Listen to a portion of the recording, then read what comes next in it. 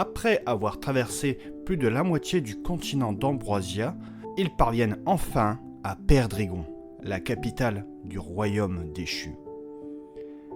C'est un voyage qui a duré un peu plus de 3 semaines et qui n'a pas été sans aléas. En effet, ils ont parcouru plusieurs milliers de kilomètres. Ils sont partis de Mirabel, la capitale du directoire. Le groupe a dû faire face à une attaque de trains, de navires, affronter des orques, des esclavagistes, un troll, un basilic et même un seigneur liche. Maintenant, nous les retrouverons à Perdrigon. Là où Mirabel était un monde technologique en plein essor, Perdrigon est un endroit plus conservateur, dont la magie est encore très présente et la technologie ayant mauvaise réputation. Retrouvons notre groupe qui se dirige chez Virgile comme point de chute afin de retrouver Hector Pascal par la suite.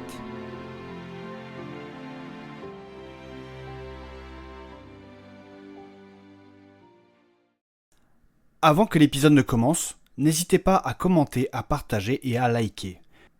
Vous pouvez également mettre une note sur les différentes plateformes de podcast, ça m'aide également pour le référencement.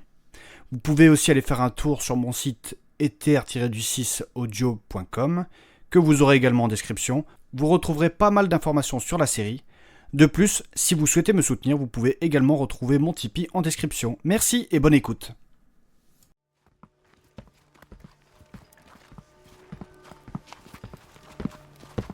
Ah, j'imaginais le royaume déchu un peu plus délabré que ça, hein. Suite à la guerre du premier impact, Perdrigon avait été mise à sac. Mais depuis, elle s'est bien reconstruite. Il ne faut pas oublier que le royaume reste le deuxième état le plus puissant du continent. Cette guerre s'est quand même déroulée il y a plus de 50 ans. Ah ouais, d'accord, pareil. J'imaginais ça un peu différent quand même, quand tu vois ce qu'ils nous racontent dessus à l'école. Il doit y avoir une propagande d'État au directoire, contre le royaume déchu, qui diffuse un certain nombre de mensonges sur ce pays. C'est vrai qu'on nous raconte beaucoup de trucs pas cool sur cet endroit. Surtout depuis l'école, comme je disais. Bon, ils n'ont pas tort en même temps. Pourquoi dites-vous cela, monsieur Kevin? Ici, ce sont des arriérés, des conservateurs à la con. Et vous? Votre pays est l'avatar même de la décadence. C'est le progrès, c'est pas pareil. Gargamel a raison. Mirabel, là, votre pays, là, du directoire, je sais pas quoi. C'est une fosse sceptique à ciel ouvert. Bien dit, monsieur Rox. Oh mais non, moi je suis pas d'accord avec vous. Ah, c'est bon, du calme les garçons. Ça fait 3 semaines qu'on voyage et vous avez pas arrêté de vous disputer, vous cassez les couilles, merde. Oui, mais c'est eux qui ont commencé. Écoute Kevin, je sais que tu n'es pas dans ton élément, mais fais un effort. Pour moi c'est pareil. Ne l'oublie pas. Ouais. Toutefois, je suis si content d'être ici. Un vrai retour aux sources. Comme Cristalline. Je vous comprends Nathanaël. Ça doit faire du bien de retourner chez soi. Cette ville n'est pas à proprement parler chez moi, mais cela reste mon monde. Mon élément. Un univers technologique n'est pas pour moi. Ce n'est pas un endroit où il y a ma place. Oui, je vous comprends. Chaque chose a sa place. Oui, c'est exactement pareil pour moi. Ici, je ne suis pas à ma place. Je sens que je ne vais pas me plaire. Pareil, je me sens mieux dans la nature. D'ailleurs, je vois que depuis tout à l'heure, il y a beaucoup de gens qui nous regardent un peu bizarrement ici. Eh bien, cela est normal. En plus d'être un groupe cosmopolite, vous n'êtes pas d'ici, pas de la région. Et ça se voit. De quoi? Avec tous vos gadgets technologiques, vous ne passez pas inaperçus. Mais dites-moi Nathanaël, nous ne risquons rien avec tous nos outils, tout ça. La technologie n'est pas interdite ici. Si, mais elle est tolérée depuis quelques années. Ah bon? L'interdiction de la technologie dépeuplait trop le royaume. Tu m'étonnes. Le taux d'émigration a grimpé en flèche. Le roi a donc pris une décision. La technologie reste illégale, mais elle est dépénalisée. C'est-à-dire, c'est quoi la différence? Eh bien, c'est interdit, mais la justice ne condamne pas. Ouais, c'est assez faux cul comme façon de faire. Ouais, c'est bizarre. Au même titre que l'homosexualité à Mirabel, Kevin. Elle est illégale mais dépénalisée. C'est d'ailleurs un peu pour ça que Lambert s'était planté le jour du procès. Ouais, c'est pas faux. Cela permet une acceptation de cette dernière, et culturellement, elle pourra s'intégrer au fil des années. Ouais, pays dégénéré. Pour ma part, j'espère que cela n'ira pas jusque-là pour la technologie. Ouais, écoute, Nathanaël, moi je dis que les gens ils font ce qu'ils veulent avec leur cul, donc tu laisses faire les gens ce qu'ils veulent avec la technologie ou la magie, hein? Non, je ne suis pas d'accord. La technologie, c'est vraiment la décadence. Cela ne doit pas être... Oh merde, hein, c'est bon, hein, vous cassez les couilles là. Merci, Rox. En dehors de tout ça là, Nathanaël, on va où là? Nous nous dirigeons actuellement chez Virgile. Et c'est encore loin? Non, plus très loin. quelques minutes de marche. Et ça va? Vous n'avez pas trop d'appréhension de retrouver votre compagnon? Légèrement, si. Mais je suis tellement heureux de le revoir. J'ai comme des papillons dans le ventre. Oh, c'est dégueulasse. C'est l'effet papillon, ça. Cela fait tellement longtemps que je ne l'ai pas vu. Papillon de lumière. J'ai tellement hâte. Je peux vous comprendre, Nathanaël. Ça me ferait bizarre si je... Si tu quoi? Rien du tout, Non, non, rien, elle dit ça parce qu'elle s'imagine la chose, c'est tout, c'est de l'empathie, voilà. Ah ouais, d'accord. Nathanaël, tu es vraiment sûr de ton gars? Mais monsieur Marco, vous n'avez pas arrêté de me poser la question tout le long du voyage. Je vous dis que oui, bon sang. Je suis sûr de mon contact. Mais pas la peine de crier, il demande, c'est tout. Moi, il a besoin d'une confiance absolue quand il travaille avec des gens qu'il ne connaît pas. Écoutez, monsieur Marco, je comprends votre méfiance. Mais avec Virgile, nous nous connaissons depuis très longtemps. Nous avons vécu énormément de choses ensemble. Oh, je veux pas savoir. Non mais enfin, monsieur Rox, avec cet homme, nous avons grandi ensemble. Et nous avons fait les 400 coups pendant notre jeunesse. Oh, Et par la suite, nous avons découvert notre attirance. L'un pour l'autre. quoi? Et puis, nous nous sommes rapprochés et il s'est... Non, non, non, non, non, je ne veux pas savoir ce que tu as fait avec Virgule. C'est Virgile, monsieur Rox. Ouais, bah c'est pareil, moi je veux pas savoir. Mais enfin, monsieur Rox... Oui, mais parfois vaut mieux un peu d'ignorance qu'une tarte dans la gueule, hein. De quoi? Qu'est-ce que ça veut dire? Non, rien, c'est une expression de chez nous. Mais tout ça pour vous dire que Virgile est un homme de confiance absolue. Notre histoire, lui et moi, ensemble, c'est un voyage au bout de la nuit. C'est lui qui l'a écrit, ça ce sont ses lignes. Ouais, voyage au bout de l'ennui. moi je vous crois, Nathanaël. Et c'est très touchant ce que vous dites. C'est si romantique. Merci, mademoiselle Mélusine. Madame, Dis-moi Marco, je pense à un truc. De quoi? Qu'est-ce qu'il y a encore? Tu dis que t'as besoin de travailler avec des gens de confiance. Mais quand on a commencé notre aventure, Rox et Nathanaël, tu ne les connaissais pas, non? Et pourtant t'as travaillé avec. Bah, souviens-toi, au début, il est fait pour l'accompagner, la belle Mélusine. Ah, il est chiant, lui. Il l'est d'abord fait pour elle. Et puis après, on s'est retrouvé embarqué dans cette histoire à la con, là, contre mon gré. Alors forcément, il n'y a pas eu le choix. Ouais, c'est pas faux.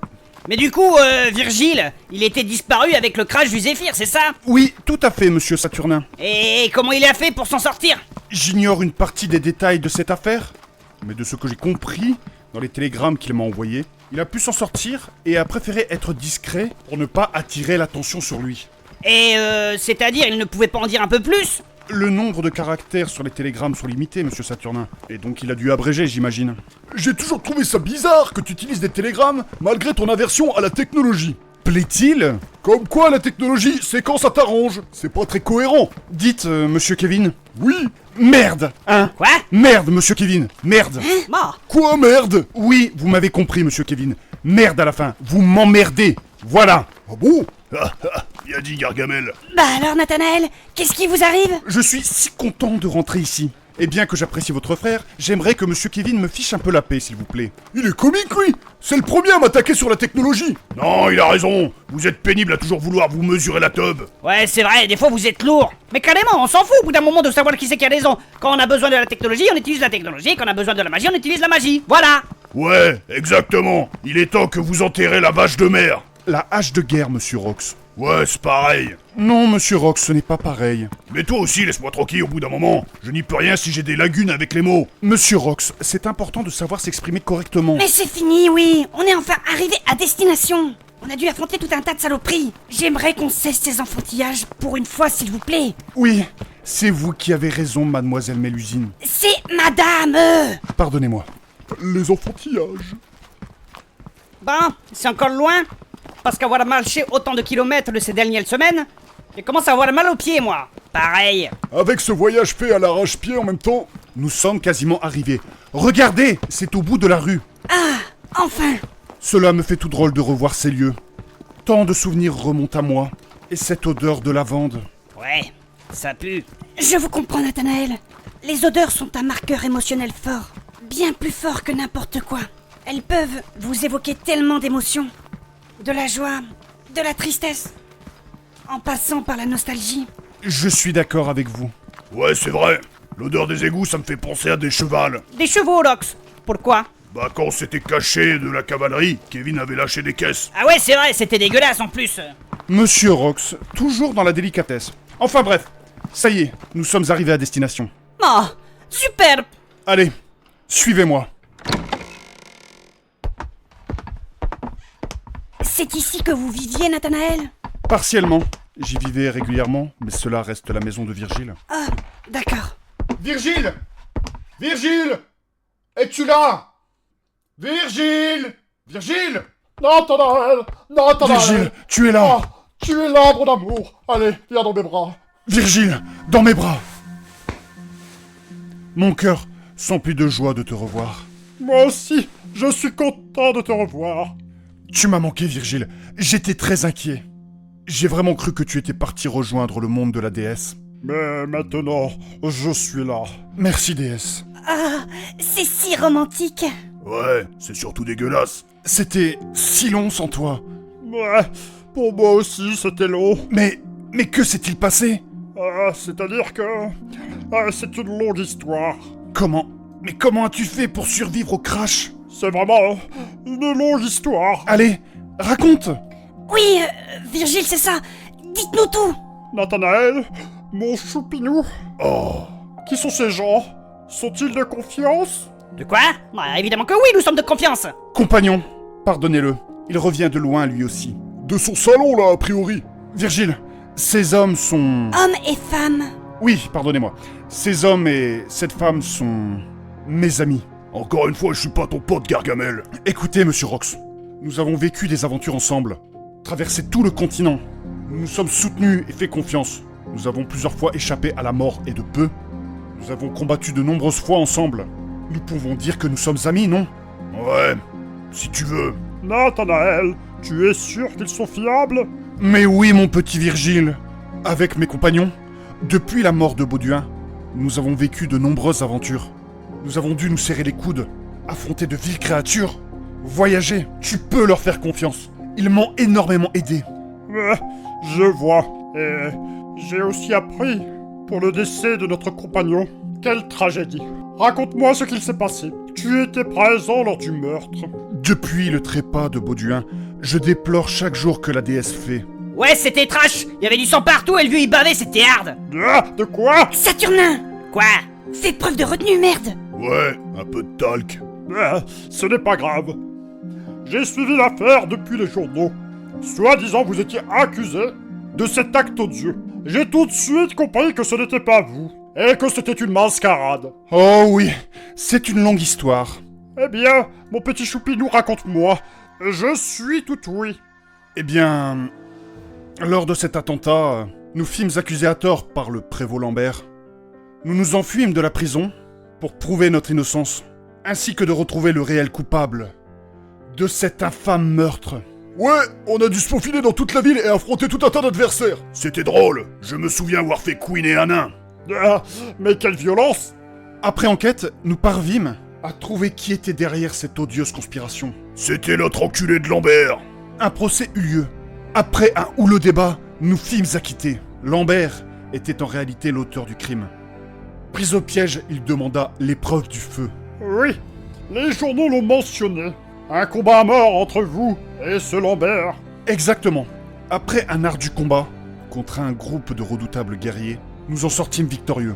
Ouais, on a défoncé les demi-ogres et cet enfoiré de Lambert dans sa boîte de conserve. Mais en réalité, avoir gagné ce combat n'était que le début. Lambert n'était qu'un intermédiaire. Le réel coupable derrière tout cela était un certain Monsieur Dalle. Il nous envoya alors des assassins pour tenter de nous abattre, mais en vain. Ouais, c'était pas facile. Oui, et en plus ils ont brûlé mon auberge. C'est alors que nous décidâmes de partir à sa recherche, pour qu'il réponde de ses actes. Ce fut un long parcours. C'est vrai que entre la compagnie des eaux, les égouts et tout ça là... Sans parler des archives. Bon, vous avez fini de le couper, là? Vous êtes chiant à la fin. Merci, mademoiselle Mélusine. Madame. Bref, après quelques moultes péripéties, nous réussîmes enfin à trouver l'identité derrière ce pseudonyme de Monsieur Dalle. Il s'agit en réalité de Hector Pascal, un puissant industriel. Bon ça, c'était donc lui? Tu le connais? Ouais, il est arrivé en ville depuis quelques jours. C'est donc pour lui que vous êtes là? Bien entendu, je n'avais pas mentionné la cause de ma venue dans les télégrammes, pour ta sécurité. Et donc, vous voulez essayer de l'arrêter, c'est ça? Après avoir découvert son identité, nous essayâmes de le confronter. Ce fut partiellement un échec, notamment grâce à ces deux redoutables mercenaires, Deimos et Phobos, deux elfes noirs très puissants. Et c'est alors qu'il parvint à s'enfuir en direction du royaume déchu. Et c'est pour cela que nous sommes ici. C'est une sacrée histoire. Oh oui, si tu savais. Mais bref, toi, tu ne nous as pas dit comment tu as survécu. Ouais, c'est vrai. Alors vas-y, je t'en prie, nous t'écoutons. Ah, vous savez, c'est long à expliquer, hein. Ce n'est pas grave, nous avons notre temps, Virgile. Allez, dis-nous tout. Tu sais, ce n'est pas forcément très important, hein. Pour l'instant, tu dois te concentrer sur la recherche d'Hector Pascal. Mais tu sais, tu peux nous dire pour le Zéphyr. Et je souhaiterais connaître la vérité. Oui, et puis ça nous intéresse. Ouais, on n'est pas à 5 minutes près, hein. Ce n'est pas nécessaire, hein, vous savez. Allez, ne sois pas sur la réserve, ne sois pas si pudique.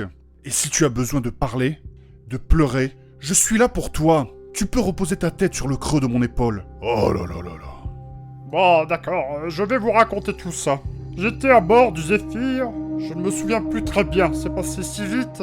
Mais j'enquêtais pour en savoir plus sur ce monsieur Dahl. Nous savions que le dirigeable était potentiellement la victime d'une attaque. Et en sachant cela, vous l'avez quand même emprunté. Oui, ça faisait partie des risques du plan. Du plan? Oui, je vous expliquerai après. Une fois dans le dirigeable, j'enquêtais, je questionnais un peu tout le monde. C'est alors que des espèces d'oiseaux mécaniques volants se sont approchés du Zéphyr.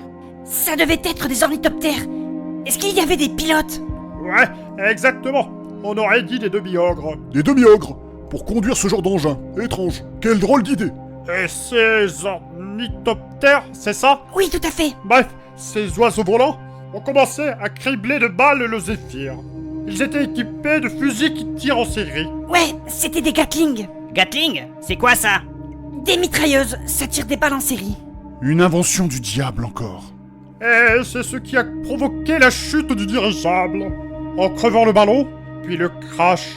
Et tant de morts. C'était horrible. L'enfer sur Terre. Une véritable fournaise. Il y avait des cadavres partout. Par la déesse. Mais quelle horreur. Et comment vous avez fait pour vous enfuir? Le rapport d'enquête montre qu'il n'y a eu aucun survivant. J'étais l'un des rares survivants. Et une fois au sol, les mitrailleuses ont fini toutes les personnes qui étaient à terre. Mais quelle boucherie. C'était horrible. Mais moi, j'ai réussi à m'enfuir. La déesse a dû me guider. Oui, cela me semble tout à fait logique. Ouais, à voir.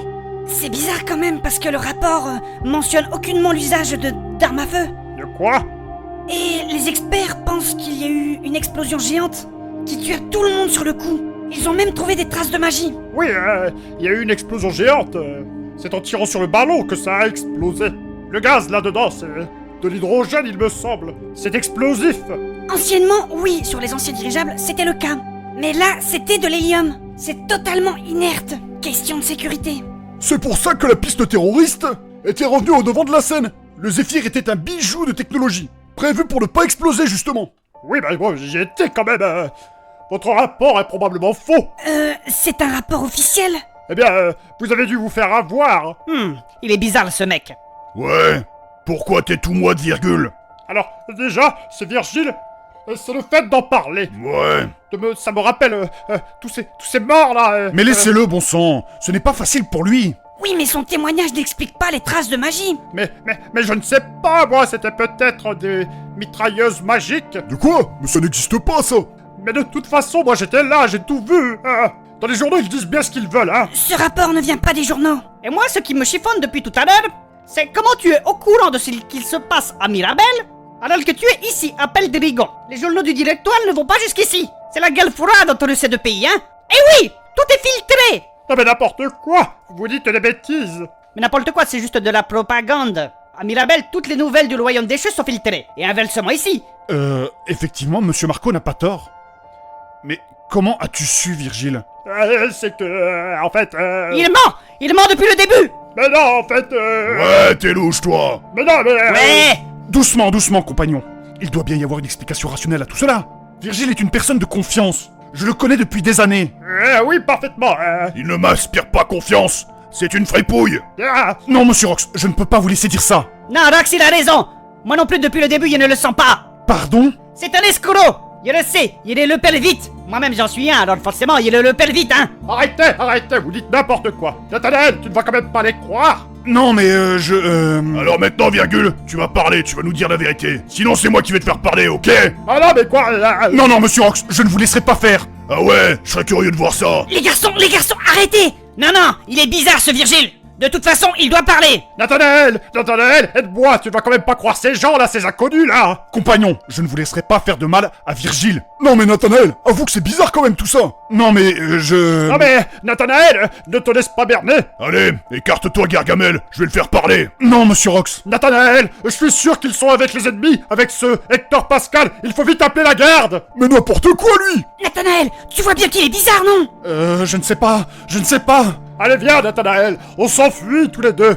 Et s'ils nous empêchent, tu as le pouvoir de les détruire. La blague. Mais non, Virgile, je ne ferai pas ça. Mais enfin, Nathanaël. Il est fou ce mec! Allez, vas-y, Nathanaël, allez, vas-y. N'essaye même pas. Non mais Non mais c'est quoi ce bordel? Allez maintenant Virgile, il faut parler, tu es pris au piège. Mais n'importe quoi. Bon, tout le monde se calme. Eh bien, je vois que tu ne me crois pas, Nathanaël. Mais non, mais c'est que... Moi qui ai toujours cru en toi, je vois que je ne peux pas compter sur toi. Virgile, écoute, je ne veux pas qu'ils te fassent du mal.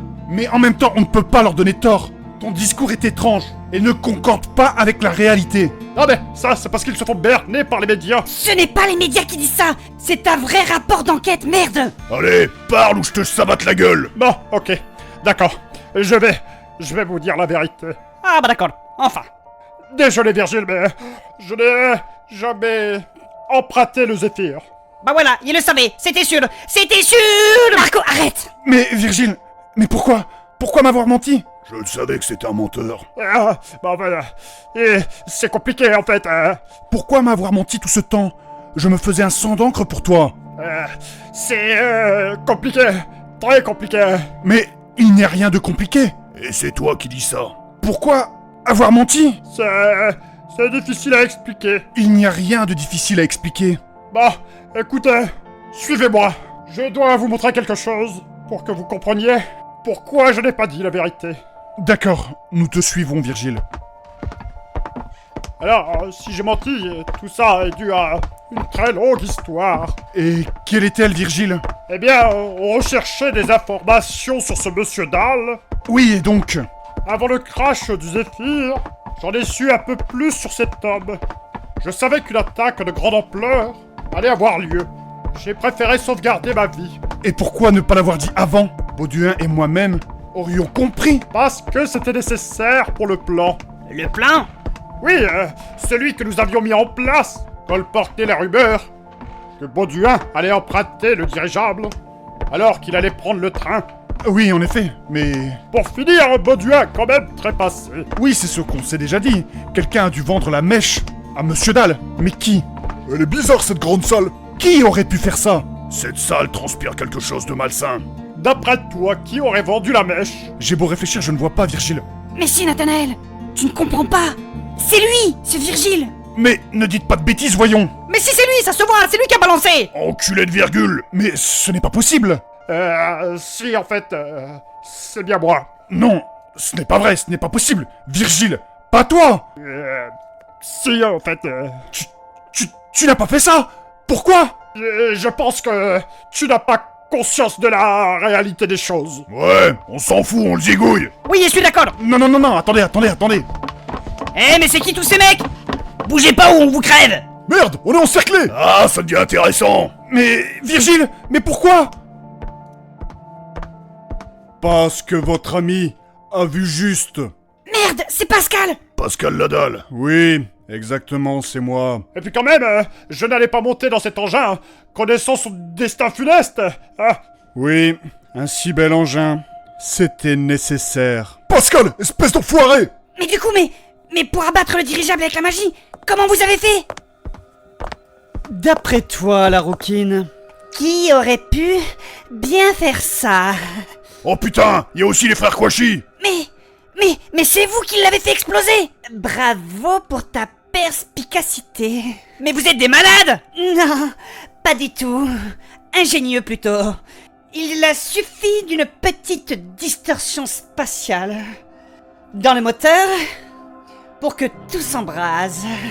C'était une précision chirurgicale, ma sœur. Une véritable œuvre artistique. En quoi c'est de l'art de faire exploser un dirigeable? Eh bien voyons, le chaos justement. Tout le monde qui s'agitait à l'intérieur, tel de petites fourmis. C'était fascinant à voir. De quoi? Je ne vois pas en quoi c'est de l'art, c'est juste du sadisme. Mais si, le chaos justement. J'adore ça. Le chaos est impartial, juste. C'est un exemple pour nous tous. Et dans le cas précis du dirigeable, il y a eu d'un coup un boum, et puis plus rien. Oh, mais quelle horreur! Vous êtes vraiment deux cinglés. Ne les écoute pas, Saturnin, il le faut exprès. N'écoute pas ces folies. Écoute-moi bien, la rouquine. Je ne suis pas folle. Si, tu es complètement taré. Cela dit, la raison du plus fou est toujours la plus forte. Mais, Virgile, qu'est-ce que ça veut dire? Pourquoi les a laissés-tu faire?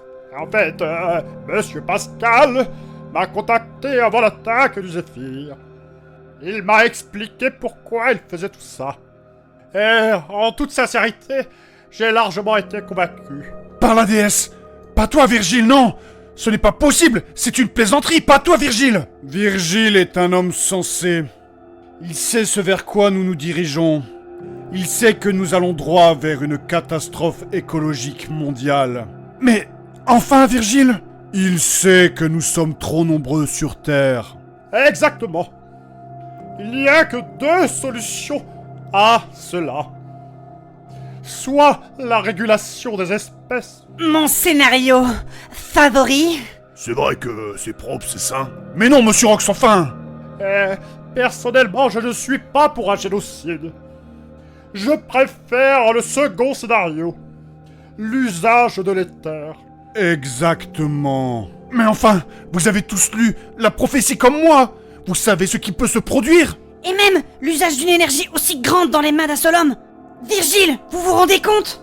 Pascal détient déjà toute la puissance de la machine à vapeur dans ses mains. Et qu'en a-t-il fait? Il s'en est servi pour le peuple. Bien sûr que oui. Quelle ineptie! C'est surtout pour s'enrichir! Et il aurait tort de s'en priver. Quand on a du talent, il faut savoir en tirer profit. Ouais, et bah c'est odieux! C'est exactement votre problème, Mélusine. Vous avez l'esprit trop étroit. De quoi? Par exemple, vous êtes capable de manipuler le mithril sans qu'il ne perde ses propriétés magiques. Vous pourriez en tirer profit. Énormément de profit. Ce savoir-faire n'a pas à vocation à me rendre riche! C'est vraiment dommage. Et d'ailleurs, si la machine à vapeur c'était vraiment pour servir le peuple, pourquoi vous n'avez pas rendu son accès gratuit? Là, ça aurait été beaucoup plus altruiste de votre part. En plus, quand on sait que c'est votre famille qui a volé le plan de la machine à vapeur, on a... Alors déjà, l'entretien de la machine à vapeur demande énormément de moyens. Et ensuite, vous, Mélusine, est-ce que vous aimez travailler gratuitement? Non, bien sûr que non, mais en fait... Eh bien voilà! Arrêtez de me juger! Oui, mais ça n'a rien à voir! Et ensuite vous, Saturnin, je vous précise que ma famille n'a absolument rien volé. Elle a juste répandu la technologie pour le bien-être du plus grand nombre, même pour le plus démuni. Oh, mais quel escroc, celui-là aussi! Ouais, bientôt il va nous faire croire que c'est un héros. Exactement. Ma famille, de par sa nature prométhéenne, a permis le développement de la médecine, des transports, de l'électricité et bien plus encore. Ouais, les chevilles, ça va? Peut-être avez-vous permis tout cela, mais vous ne devez pas utiliser les terres. Tout ce qui est prométhéen finit toujours par se brûler les ailes. Nathanaël, rejoins-nous. Ton savoir peut nous être utile. Je vous le partage déjà, mon savoir. Mon conseil est très simple. N'utilisez surtout pas l'éther. Un grand malheur frappera notre monde. La prophétie annonce une forme de chaos si on utilise l'éther. Ah oui! Mais cette prophétie n'est pas valide si la déesse nous donne son accord pour utiliser l'éther. Tant bien que la déesse existe. Pardon, mais que dites-vous? L'éther est la source de notre monde. Cependant, rien ne dit que c'est la déesse qui l'a créée. En revanche, on peut dire que ce sont les hommes qui ont créé la déesse, et non l'inverse. Sur ce point-là, il n'a peut-être pas forcément tort. Kevin, ne lui donne pas des billes non plus. Et dans le cas où la déesse existe, vous prendriez le risque? Oui, car jusqu'ici, je n'ai eu aucun obstacle dans mes recherches sur les terres. Si la déesse existe, elle est en total accord avec mon œuvre. Vous, tout cela, hérésie! Étant d'accord, la prophétie n'a plus lieu d'être. Bon les gars, on fait quoi? On continue de le laisser parler ce gros con ou quoi? Écoutez, vous êtes étonnamment plus fort que je ne le pensais. Rejoignez-nous, vos compétences pourraient m'être utiles. Et vous pourrez en tirer profit. Mais ferme-la, toi! Vous, par exemple, Rox, vous pourriez être le général de mes armées. Ouais, ce serait tentant. Mais j'aime pas diriger les tarlouses. Ah ouais. Et vous, Mélusine? Non, c'est mort, je l'ai déjà dit. Et même pas vous, Kevin. J'avoue que la proposition est alléchante. Tout ce pouvoir, toute cette technologie, les perspectives qu'on pourrait en tirer. Mais quoi? Mais je suis d'accord avec ma sœur. C'est trop de puissance pour une seule personne, tant bien que les terres existent. Ouais, il a raison. Eh bien, je vous aurais laissé une seconde chance. Mais à moi, il ne m'a pas proposé. À moi non plus. Je sais pas comment on doit le prendre. Parce que vous auriez accepté. Mais non, mais Moi non plus, mais... Allez, vous autres, emparez-vous d'eux. Hors de question! Par la déesse, ils nous mettent en joue. Un seul mouvement, et mes gardes vous cribleront de carreaux d'arbalète. Mon armure peut résister à plus que ça. Allez, patron, donnez-nous le feu vert. Peut-être résisteriez-vous, Mélusine, mais vous êtes encerclés. Voulez-vous voir vos compagnons mourir sous vos yeux? Non, mais... Eh bien, rendez-vous. Ah, bordel. Je crois qu'on n'a pas le choix. Allez, allez. Déposez vos armes à mes pieds. Ferme ta gueule, la connasse! Non, mais je crois qu'on n'a pas le choix, là. Par la déesse. Bon, C'est mort, je me rendrai pas! non, fais pas le con, Rox. Allez, déposez vos armes. Et merde. Qu'est-ce que tu fais, Mélusine? On n'a pas le choix. Déposez vos armes. Dis pas ça. Ouais! Non, Madame Mélusine a raison. Déposez vos armes. Quoi? Déposez vos armes, je vous dis. D'accord. Il était enfin temps qu'on vous attrape. Pas vrai, mes petits toutous. Putain de merde. Monsieur Pascal, on peut enfin les exécuter? Quoi? Non, pas encore. Ce serait... dommage. Ils sont tellement...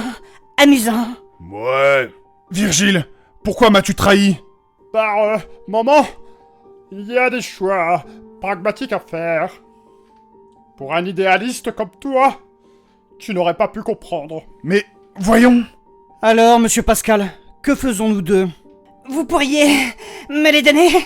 J'aimerais tellement... m'amuser avec. Phobos, j'apprécie ton efficacité, même si tu m'as un peu déçu ces derniers temps. Cependant, je ne raffole pas de ton art, comme tu dis. Ouvrez votre esprit et vous verrez. Non, je déteste la torture. J'ai déjà dû l'utiliser. Et je n'ai pas aimé. Ah, c'est dommage. Cette fois-ci, vous êtes escorté par toute une garnison de gardes. Veuillez à ce qu'ils soient bien attachés. Et emmenez-les aux autorités de la ville, qui vont les transférer à Black Fortress. Cette fois-ci, ils ne pourront pas sortir. Black Fortress? Mais c'est quoi ça? La prison de haute sécurité du royaume déchu. Personne n'en est jamais sorti. À part moi, bien sûr. Ah mais non! Oui, enfin, ils n'ont pas de motif valable pour nous garder. On va vous retrouver. On va parler un peu du massacre que vous avez fait à Sainte-Catherine, même si ce n'est pas sous leur juridiction. Avec un peu d'argent dans quelques poches et le tour est joué. Quoi? Enfoiré! C'est un scandale! Allez, emmenez-les. Allez, viens là, toi! Mais enfin, lâchez-moi. Nathanaël, dites quelque chose. Merde. Je n'ai rien à dire. Oh merde, merde, merde! Bordel de chiottes! Fais chier! Oh putain, tout ce voyage pour ça! Oh, il savait qu'il n'aurait pas dû venir!